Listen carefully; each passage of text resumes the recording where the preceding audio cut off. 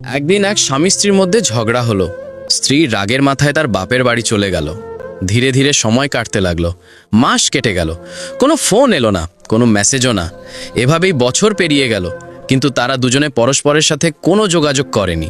একদিন স্ত্রী অসুস্থ হয়ে পড়ল।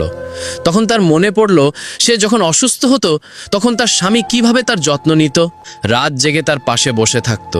স্ত্রীর উপলব্ধি হলো যে রাগের মাথায় স্বামীর বাড়ি ছেড়ে সে খুব বড় ভুল করেছে। সে ঠিক করলো আর দেরি করবে না। রাতের অন্ধকারে কাউকে কিছু না বলেই সে তার স্বামীর কাছে যাওয়ার জন্য বেরিয়ে পড়ল।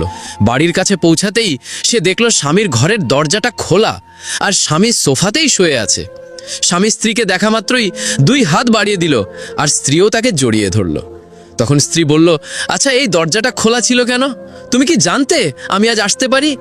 স্বামী হেসে বলল, রে পাগলি, তুই যেদিন থেকে চলে গেছিস সেদিন থেকেই দরজা আমি আর কোনোদিন বন্ধই করিনি, এই ভেবে যে তুই যদি কোনোদিন ফিরে আসিস আর দরজাটা বন্ধ দেখিস তাহলে হয়তো আবার ফিরে যাবি। আসলে সত্যিকারের ভালোবাসা কখনো অভিযোগ করে না, শুধু অপেক্ষা করে। এই গল্প শেখায় যে ধৈর্য, ক্ষমা এবং নিঃস্বার্থ ভালোবাসা একটি ভাঙা সম্পর্ককেও আবার জোড়া লাগানোর ক্ষমতা রাখে।